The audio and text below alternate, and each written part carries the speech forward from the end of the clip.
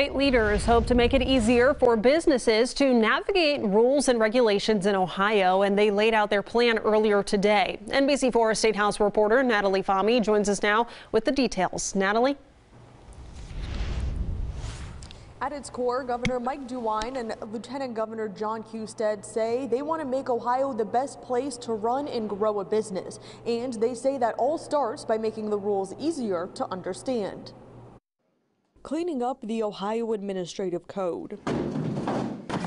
That's the goal of Governor Mike DeWine and Lieutenant Governor John Husted. It's not just reviewing rules that are submitted, but actually diving into the administrative and revised codes to find duplicative, outdated, and unnecessary regulations. Under their budget proposal, 1/3 of the administrative code would be eliminated. That's more than 5 million words to get rid of redundancies and outdated rules. The biggest frustration you will often hear from people is not that they have to comply, it's how to comply. Efficiencies and clarity amongst the regulator, it certainly finds its way down to the regulated. Nearly half of those words will come out of higher education codes. Other major cuts include language surrounding the state's plumbing, fire, residential, building, and mechanical codes.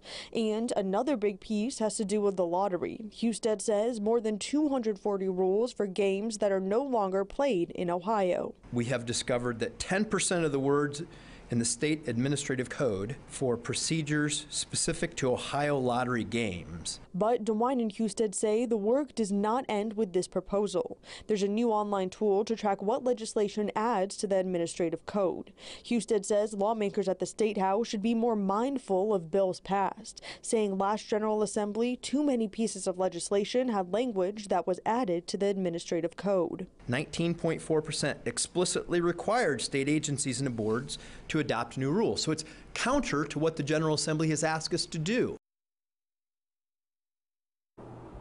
You can also track legislation that adds to the Ohio Administrative Code. That's on the Governor's Common Sense Initiative website. For more details, you can visit NBC4i.com. Local for you at the State House, I'm Natalie Fahmy, NBC4.